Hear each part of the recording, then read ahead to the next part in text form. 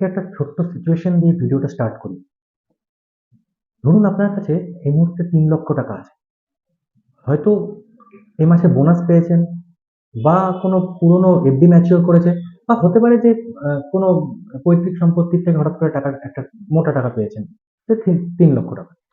এবার আপনি ডিসাইড করেছেন যে এই টাকাটাকে আমি ইনভেস্ট করবো এমন জায়গাতে যেখানে যাতে ভালো গ্রোথ হয়, এবং আপনি ডিসাইড করলেন যে মিউচুয়াল ফান্ডে ইনভেস্টমেন্ট করবেন। এবার একবারে পুরো টাকাটা ইনভেস্টমেন্ট করবেন নাকি ধীরে ধীরে ইনভেস্টমেন্ট করবেন, এই কনফিউশনটা কিন্তু মাথার মধ্যে এখন খেলছে। এই যে ডিসিশনটা, এটা একটা ভীষণ ইম্পর্টেন্ট ডিসিশন, এবং এর ফলে পুরো যে ওয়েলথ, এই ডিসিশনটার উপর ডিপেন্ড করে আপনার ওয়েলথ ক্রিয়েশন জার্নিটা কেমন হবে।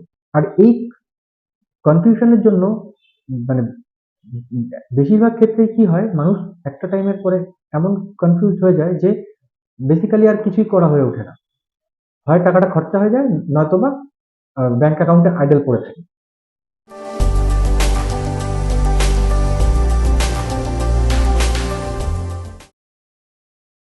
নমস্কার, আমি স্নেহাশিস সান্যাল।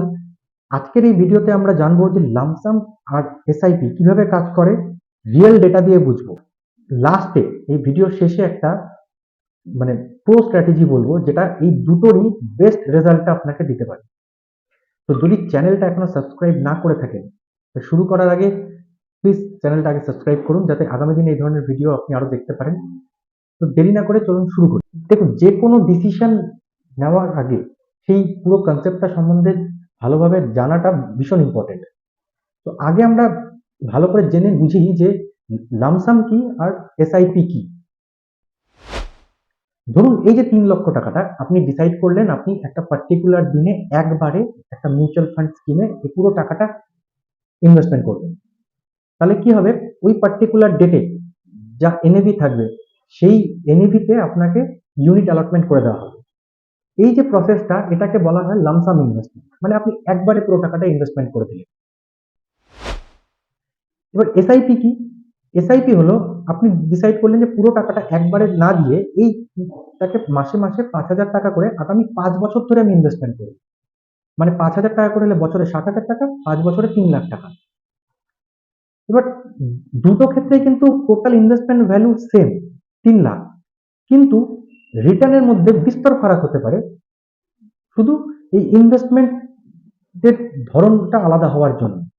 তো আজকের এই ভিডিওতে আমরা এটাই দেখবো যে লামসাম আর এসআইপি কখন কিভাবে কাজ করে, এবং কোন টাইমে কোনটা বেশি ভালো পারফর্ম করে।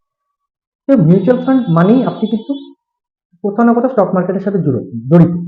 আর যখনই আমরা এসআইপির কথা বলছি, তখন বাই ডিফল্ট আমরা এটাই ধরে নেব যে আমরা ইকুইটি মিউচুয়াল ফান্ডের কথা বলছি। এবার ইকুইটি সম্বন্ধে জানতে গেলে ইকুইটি মার্কেটের নেচারটা জানতে হবে। দেখুন, ইকুইটি মার্কেট কখনো সোজা পথে চলে না, কখনো ওঠে কখনো নামে, মানে ভোলাটিলিটি সবসময় থাকে, আপস এন্ড ডাউনস এর মধ্যে দিয়ে কিন্তু ইকুইটি মার্কেট চলতে থাকে। দুটো এক্সাম্পল বলি। ২০০৮ সালে গ্লোবাল ফিনান্সিয়াল ক্রাইসিসের জন্য বাজার 65% কারেকশন হয়েছিল, 65%। নিফটি ৬,৩০০ লেভেল থেকে প্রায় ২২০০ মতন লেভেলে নেমে যায়।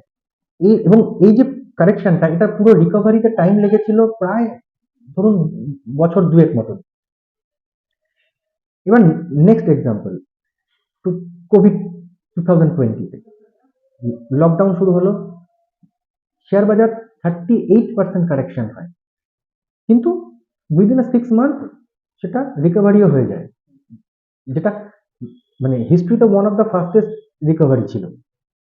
এবার আমি এই দুটো এক্সাম্পলের কথা কেন বললাম, ধরুন আপনি যদি, এটা আমাদেরকে বুঝতে হবে যে ধরুন এই যে টাইম পিরিয়ডে আপনি যদি লামসাম ইনভেস্টমেন্ট করতেন, 10 লাখ টাকা আপনি একবার ইনভেস্টমেন্ট করে থাকতেন, আর তারপরেই বাজার এই 65% যদি ফল করে যেত 2008-এ, মানে আপনার 10 লাখের ভ্যালু স্ট্রেট অ্যাওয়ে কমতে কমতে কমতে কমতে 3.5 লাখ। আর এই যে পুরো টাকাটা রিকভারি হতে আপনার সময় লাগতো ধরুন প্রায় 2 বছর। অনেকটা সময়, অনেকটা অপেক্ষা। মানুষ বেশিরভাগ ক্ষেত্রেই হয়তো পেশেন্স রাখতে পারতেন না, লস বুক করে বেরিয়ে যেতেন। কিন্তু যারা এসআইপি করেছেন ওই টাইম পিরিয়ডের মধ্যে, তারা কিন্তু বাজার যত পড়েছে তার বেশি বেশি টাকাতে ইউনিট কিনেছে।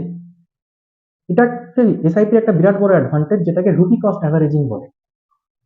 মানে বাজার যখন নিচে তখন বেশি ইউনিট বাই হয়, বাজার যখন উপরে তখন আপনার এক্সিস্টিং ইউনিটস যেটা কেনা আছে কম টাকায় সেটা ভ্যালু বাড়ে। আপনি যদি রুপি কস্ট অ্যাভারেজিং নিয়ে আমি আগের ভিডিওতে আলোচনা করেছি, যদি ভিডিওটা না দেখে থাকেন তাহলে আমি ডেসক্রিপশনে লিঙ্ক দিয়ে দেবো, অবশ্যই দেখবেন।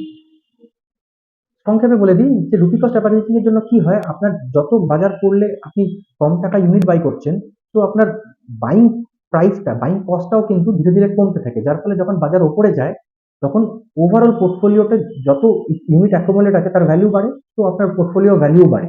এবার একটা প্রশ্ন হতে পারে যে এই যে এই ধরনের যে ক্র্যাশ, মার্কেট ক্র্যাশ হয় তখন কি তাহলে এসআইপি বেটার কাজ করে?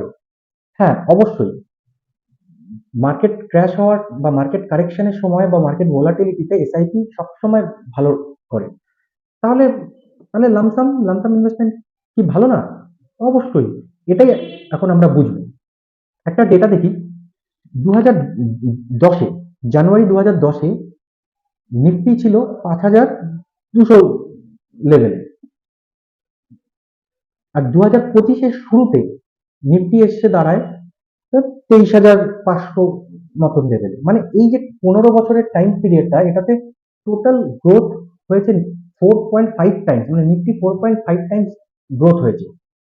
তো আমি যদি বোঝার সুবিধার জন্য এভাবে ধরি যে আপনি যদি 2010 সালে নিফটিতে 10 লাখ টাকা ইনভেস্টমেন্ট করে থাকতেন, তাহলে 2025-এর শুরুতে আপনার সেই 10 লাখ টাকারই ভ্যালু দাঁড়াতো অলমোস্ট 45 লাখ। এবার তার মধ্যে কিন্তু বহুবার বহু ছোট বড় কারেকশন এসছে, কোভিড এসছে, কোভিড এর কারেকশন এসছে, আরো ছোট মোটো স্লো ডাউন এসছে, অনেক কিছু এসছে, বাট স্টিল এই 15 বছর কিন্তু আপনার 10 লাখ টাকাটা 4.5 টাইমস গ্রো করে গেছে। এটা যদি আমরা সিএজিআর হিসাবে দেখি তাহলে এটা আসে অ্যারাউন্ড 11%, 11% সিএজিআর। মানে কি দাঁড়াচ্ছে যে বুল মার্কেট যখন আসে, মানে কারেকশনের পরে যখন বাজার উপরের দিকে যায় তখন কিন্তু লামসাম বেটার পারফর্ম করে, আর ভোলাটাইল মার্কেটে এসআইপি বেটার পারফর্ম করে। তাহলে এসআইপি কেন করবো, এই প্রশ্নটা একটা মনের মধ্যে আসতে পারে। তাহলে একটা এক্সাম্পল দিই। মনে আছে 2008-এর কথাটা বললাম, 2008 সালে বাজার 65% কারেকশন হয়েছিল।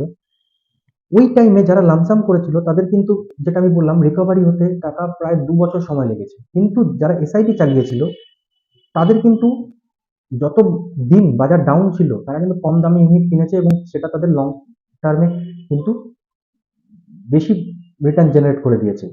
আমরা যদি সেই 2010 থেকে 2025-এর ওই টাইম পিরিয়ডে এসআইপির পারফরমেন্সই দেখি, তাহলে পরে আমরা দেখব যে ওই টাইম পিরিয়ডের মধ্যে এসআইপি ইনভেস্টরদের রিটার্ন কিন্তু, অ্যাভারেজ রিটার্ন কিন্তু দেখা যায় এক্সআইআরআর 12 থেকে 14%, যেখানে লামসাম ইনভেস্টমেন্টের সিএজিআর কিন্তু 11%, যেটা আমরা আগে ডিসকাস করেছি। এর কারণটা কি? এর কারণটা হলো সেই রুপি কস্ট অ্যাভারেজিং। এবার যেটা কথা হচ্ছে যে ইনভেস্টমেন্ট তো শুধু মানে ম্যাথামেটিক্যাল ক্যালকুলেশন না, ইনভেস্টমেন্টের ক্ষেত্রে কিন্তু সাইকোলজিক্যাল ব্যাপারটাও বিরাট ইম্পর্টেন্ট। আমাদের বয়সে মানে 35 থেকে 50 বছরের মধ্যে একটা মানুষের জীবনে কিন্তু প্রচুর রেসপন্সিবিলিটিস থাকে। ছেলে মেয়ের পড়াশোনা, বাড়ির লোন, গাড়ির লোন, ফ্যামিলি ট্রিটমেন্ট এটসেট্রা, আর আরো অনেক ধরনের, মানে সব থেকে বেশি রেসপন্সিবিলিটিস কিন্তু এই সময়, মানে এজ ব্র্যাকেটটাতেই সব থেকে বেশি রেসপন্সিবিলিটিস থাকে। এবার এই সময়ে যদি আপনি ধরুন 10 লাখ টাকা ইনভেস্টমেন্ট করেন এবং নেক্সট তারপরে যদি বাজার 15-20% পড়ে যায়, তাহলে কিন্তু এটা স্বাভাবিক যে একটা প্যানিক সৃষ্টি হবে এবং এই প্যানিকের জন্য হয়তো অনেকে কি করবে, লস বুক করে বেরিয়ে যাবে। কিন্তু যদি আপনি এসআইপি থ্রুতে ইনভেস্টমেন্ট করেন, ধীরে ধীরে ইনভেস্টমেন্ট করেন, তাহলে ইনিশিয়াল ডেজে, মানে ইনিশিয়াল কিছু বছর বাজার যত নিচে থাকবে, লং টার্মে আপনার জন্য তত লাভ। কারণ যত বেশি সময় ধরে কম দামে ইউনিট অ্যাকিউমুলেট হবে, লং রানে আপনার পোর্টফোলিও মানে রিটার্নও কিন্তু তত বেশি মাল্টিপ্লাই হবে। এসআইপির অ্যাডভান্টেজ এটাই। তাহলে এখন প্রশ্ন আসতে পারে যে আমরা কোনটা বেছে নেব, লামসাম ইনভেস্টমেন্ট করব নাকি এসআইপি করব? দেখুন, এই প্রশ্নের কোনো ইউনিভার্সাল আনসার নেই, এটা সবার জন্য আলাদা আলাদা হতে পারে। প্রত্যেকের সিচুয়েশন, প্রত্যেকের লাইফ গোল, প্রত্যেকের রিস্ক টেকিং ক্যাপাসিটি আলাদা আলাদা হয় এবং সেই অনুযায়ী এই ডিসিশনটা কিন্তু নেওয়া উচিত।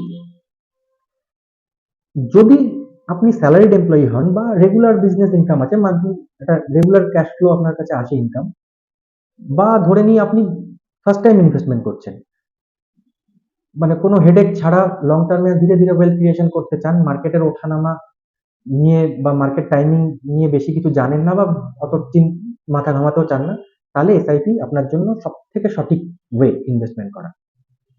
কিন্তু ধরুন আপনার কাছে হঠাৎ করে কোনো টাকা এসছে, একটা অ্যামাউন্ট চলে এসছে, বাই দ্যাট টাইম মার্কেটও হয়তো কিছুটা কারেকশন হয়েছে বা ভ্যালুয়েশন নিচে আছে, আপনি জানেন, আপনি আগে ইনভেস্টমেন্ট করেছেন, এক্সপিরিয়েন্স আছে, সেক্ষেত্রে কিন্তু আপনি লামসাম ইনভেস্টমেন্টকে কনসিডার করতে পারেন। এবং আপনার অবশ্যই লামসাম ইনভেস্টমেন্টের ক্ষেত্রে কিন্তু টাইম হরাইজনটা অ্যাটলিস্ট 5 to 10 ইয়ার্স হওয়া উচিত, কারণ শর্ট টার্মে মার্কেটে ভোলাটিলিটি সবসময় থাকে, কিন্তু লং টার্মে বাজার কিন্তু অলওয়েজ আপওয়ার্ড মুভিং। তো আজকে ইনভেস্টমেন্ট করে আপনি যদি 10 বছর পরে ভ্যালুয়েশন দেখেন, তাহলে কিন্তু আপনি একটা ভালো গ্রোথ দেখতে পাবেন। ইন বিটুইন শর্ট টার্মে যতই কারেকশন হোক, যাই হোক, তাতে ঘাবড়ালে পরে চলবে না লামসাম ইনভেস্টরদেরকে। কিন্তু এই যে দুটো অপশন, এই দুটো অপশনের বাইরেও কিন্তু একটা থার্ড অপশন আছে, একটা থার্ড অপশন আছে মিউচুয়াল ফান্ডে ইনভেস্টমেন্ট করার জন্য, যেটা কিন্তু বহু মানুষই জানে না। লামসাম ইনভেস্টমেন্টের ক্ষেত্রেও কিন্তু এসআইপির মতন রুপি কস্ট অ্যাভারেজিং এর বেনিফিট নেওয়া যেতে পারে এই স্ট্র্যাটেজি ফলো করলে বা এইভাবে ইনভেস্টমেন্ট করলে। তো চলুন জানি যে এই ব্যাপারটা কি। এটাকে বলা হয় এসটিপি, সিস্টেমেটিক ট্রান্সফার প্ল্যান। এতে কি হয়, আপনি লামসাম ইনভেস্টমেন্টের টাকাটা একবারে একটা কোনো ফান্ডে না দিয়ে, একবারে ইকুইটি মার্কেটে না দিয়ে, আপনি একটা লিকুইড ক্যাটাগরির ফান্ডে টাকাটাকে পার্ক করলেন, যেখানে আপনার টাকাটা তুলনামূলক সেফ থাকবে এবং কিছুটা রিটার্ন ইন্টারেস্টও পাবেন, ধরে নিই 4 থেকে 5%। এবার সেখান থেকে পিরিয়ডিক্যালি, সেই উইকলি হোক বা মান্থলি হোক, একটা সার্টেন অ্যামাউন্ট, ফিক্সড অ্যামাউন্ট এসআইপির মতন ধীরে ধীরে ধীরে ধীরে ইকুইটি ফান্ডে ট্রান্সফার হবে। এর ফলে কি হলো, আপনি লিকুইড ফান্ডের একটা ইন্টারেস্ট পাচ্ছেন, যে ক্যাপিটালটা পড়ে আছে, এবং সেখান থেকে প্রত্যেক মাসে মাসে যে টাকাটা ইকুইটি ফান্ডে যাচ্ছে, সেখানেও কিন্তু আপনি রুপি কস্ট অ্যাভারেজিং এর বেনিফিটটা পাচ্ছেন এবং আপনার ক্যাপিটালটাও তুলনামূলক সেফ থাকছে, আইডল পড়ে থাকছে না ব্যাংক অ্যাকাউন্টে। এসআইপির ক্ষেত্রে কি হচ্ছে, আপনি টাকাটা ব্যাংক থেকে কাটছে, এসটিপির ক্ষেত্রে টাকাটা লিকুইড ফান্ড থেকে কাটছে। আর লিকুইড ফান্ডে কিন্তু একদিন রাখলে একদিনেরও ইন্টারেস্ট পাওয়া যায়, এটা একটা বিরাট বড় অ্যাডভান্টেজ। এখানে কিন্তু নর্মাল, মানে লামসাম ইনভেস্টমেন্ট বা নর্মাল এসআইপির তুলনায় সামান্য কিছু বেটার রিটার্ন আসার চান্সেস থেকে যায়। 1-2% রিটার্ন কিন্তু এক্সট্রা আপনি জেনারেট করতে পারেন, যেহেতু বোথ সাইডে রিটার্ন আসছে। তো আপনি লামসাম ইনভেস্টমেন্ট যদি করতে চান আজকের পরে, এই ভিডিওটা দেখার পরে, তাহলে পরে এটা জানলেন যে লামসাম ইনভেস্টমেন্ট একবারে না করে আমি এসটিপির থ্রুতে ইনভেস্টমেন্ট করলে আমার কিন্তু বেনিফিট বেশি হবে। আজকের ভিডিওতে আমরা যেসব জিনিসগুলো নিয়ে আলোচনা করলাম, তার মধ্যে থেকে এই কনক্লুশনে আসা যায় যে, মানে মার্কেট যখন আপওয়ার্ড মুভিং, মার্কেট যখন বাড়তে থাকে, তখন লামসাম কিন্তু বেটার রিটার্ন দেয়। আর ভোলাটাইল মার্কেটে এসআইপি সবসময় আউট পারফর্ম করে। যদি আপনি মার্কেটকে টাইম করতে না চান, কিন্তু লামসাম ইনভেস্টমেন্ট দিয়েও রুপি কস্ট অ্যাভারেজিং এর বেনিফিট নিতে চান, তাহলে আপনার এসটিপি থ্রুতে ইনভেস্টমেন্ট যাওয়া উচিত। আজকের এই ভিডিওটা যদি আপনার একটুকু হেল্পফুল মনে হয়ে থাকে, যদি মনে হয় যে এই ভিডিও থেকে আমি নতুন কিছু আজকে শিখছি বা ভিডিওটা ভালো লেগেছে, তাহলে পরে অবশ্যই ভিডিওটা লাইক করবেন, শেয়ার করবেন, যাতে বাকিরাও এই ভিডিওটা দেখতে পারে। এবং যদি চ্যানেল সাবস্ক্রাইব না করে থাকেন, তাহলে অবশ্যই সাবস্ক্রাইব করতে ভুলবেন না। দেখা হচ্ছে পরবর্তী ভিডিওতে। ততদিন ভালো থাকুন, ইনভেস্টেড থাকুন।